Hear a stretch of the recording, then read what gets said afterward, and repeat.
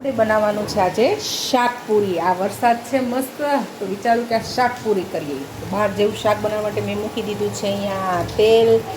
આ છે બાફેલા બટેકા, આ એનો મસાલો, ટમેટા અને આ આપણા રેગ્યુલર મસાલા। તો ચલો બનાવીએ આપણે આજે શાકપુરી। શાકપુરી માટે પહેલાં તેલ આવવા દેવાનું। તેલ આવી ગયું એટલે એમાં થોડીક નાખી દઈશું આપણે રાઈ અને થોડુંક નાખી દઈશું જીરું। હવે તતડી જાય, જીરું ને રાઈ આવી ગયું છે, એમાં નાખી દઈશું હિંગ અને આપણે તૈયાર જે મસાલો છે ને એ મસાલો નાખી દેવાનો છે। સ્વાદ આપણે છે ને શાકમાં જગ્યાનો ન હોય, મસાલાનો જ હોય। આપણે તો પેલા મસાલો જ બનાવવો પડે શાકમાં વ્યવસ્થિત। બહાર જેવું લારી પર મળે ને શાકપુરી એવું જ ઘરે બને છે। અમારા ઘરે બધાને બહુ પસંદ છે। મારી વાણીને જ ખાસ કરીને એને જ કીધું, મમ્મી મને આ શાકને પૂરી ખાવું છે અને શાક। હવે એમાં આપણે નાખી દઈશું ટમેટાં।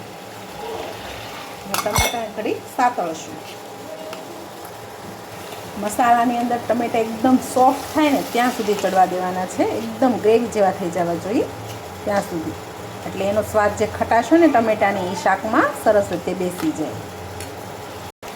જો આપણા ટમેટા સરસ રીતે મેશ થઈ ગયા છે અને તેલ પણ છૂટું પડી ગયું છે, એટલે મસાલા પણ સરખી રીતે ચડી ગયા છે અને ટમેટા પણ। તો હવે એમાં આપણે નાખી દઈશું બાફેલા બટેકા।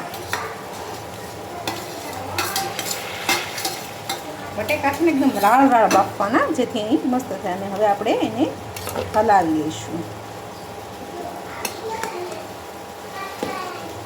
બટેકાને છે ને રફલી કાપવાના,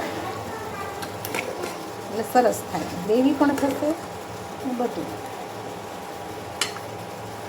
હવે એમાં આપણે નાખી દઈશું પાણી, કારણ કે બહાર જે લારી પર મળે ને એ શાક રસાવાળું હોય। તો શાકપુરી આરે રસાવાળું શાક, ગરમ ગરમ પૂરી, તમે રોટલી કાં ભાખરી સાથે ખાઈ શકો છો।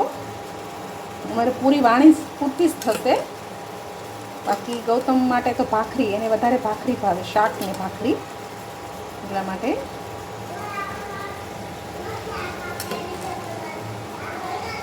હવે આપણે આને 2 મિનિટ ચડવા દઈશું। એક રસ થઈ જાય ત્યાં સુધી આપણું શાક ચડવા દઈશું। હવે આપણું શાક બનીને તૈયાર છે, તો આપણે સગડી કરી દઈશું બંધ અને એમાં નાખી દઈશું 1 ચમચી લીંબુનો રસ।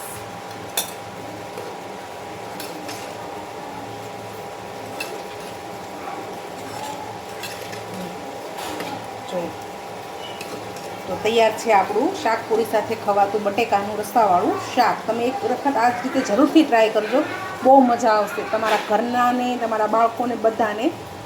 તો તમને મારું આ રેસીપી કેવી લાગી? જો તમને ગમ્યું હોય તો અમારી ચેનલને સબસ્ક્રાઈબ કરવાનું ના ભૂલતા।